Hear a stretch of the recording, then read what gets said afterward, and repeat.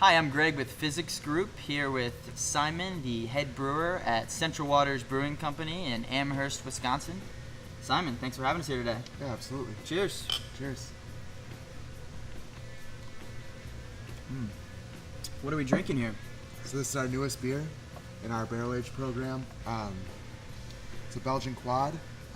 It was originally done with the Lowlands Restaurant Group in Milwaukee, and then we decided to put it in a barrel and see what happened, and it turned out awesome. So yeah, this is our newest addition, and it tastes great. So how did you get into brewing? I got into brewing. I was kind of a wine snob.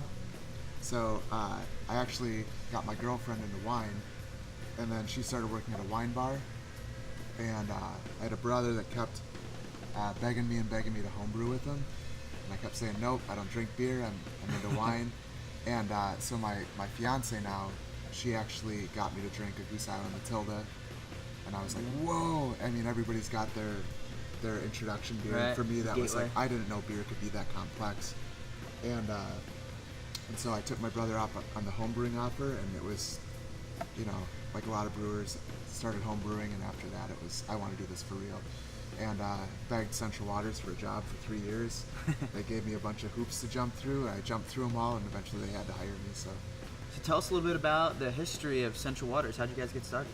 it started in '98, I believe, in Junction City, Wisconsin, which is about 10 minutes from here, by two homebrewers named Mike and Jerome.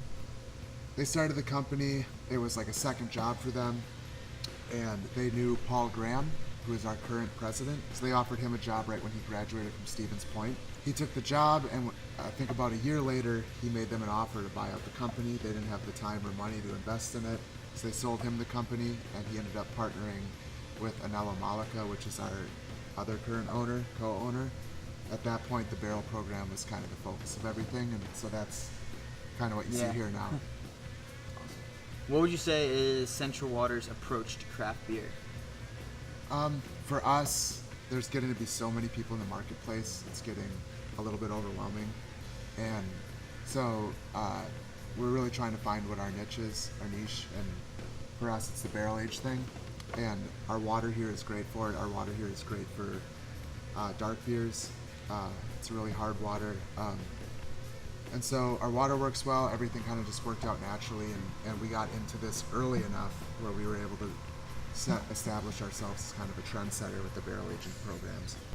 From what I've tasted so far, the barrel-aged beers have been excellent. Can you tell us about any upcoming projects you have going on here? We just got our new pilot system up and running. That's exciting. Yeah, so we're playing around with stuff like that. So it's from a brewer's perspective. It's a playground. Yeah, it's a playground. So that's usually what Fridays are for, is, you know, one of us will hop on there and make a beer we want to make. So that's always in the works, and sometimes those beers become, you know, year-rounds. That's how our pale ale, our HHG pale ale, became a year-round beer. That was a one-off beer originally, and it just stuck. And so, you know, we hunted down the hops, got enough hops for it, and we made it a year-round. But then the barrel house, this thing is like an ultimate playground. So we'll kind of put anything in a barrel and sit on it for 6 months to a year, see what happens. If it turns out, it turns out. If it doesn't, you know, we dump it, we don't use it. But at the end of it, it's a labor of love for the barrel stuff. It's a lot of hard work, and so we feel like it's worth it. Definitely, I agree. What's the main difference you've noticed drinking a beer dispensed through the Fizzics system versus a traditional hand pour from a can or bottle? For me, honestly, you know, the biggest benefit for me that I see in having one of these and in this machine is basically what you just did. Barrel aged beers and high gravity beers. Right, high alcohol and foam don't get along. It's hard to get a beer like that to pour with a good head. And, you know, what you just did to my beer here, you don't see that on a 11% barrel aged beer very often. Yeah. You know, especially a beer that has no wheat in it. You're not seeing a head retention like that. And the lacing that you get down the glass, that's probably the biggest benefit, you know, for us here that I see with this system is you know, the advantage of the smaller bubbles and the thicker head that you can pour off of this than you would be pouring off a bottle. For sure. Even with an aggressive pour, you get a better head. So. Yeah, foam is super important for the whole sensory drinking experience. So. Yep. Last question for you here. If you could have a beer with anyone living or dead, who would it be? Wow, I feel stupid saying it, but probably Bruce Springsteen. Dude, Yeah, Bruce. Yeah. The boss. Yep, I love the boss. So, seems really down to earth.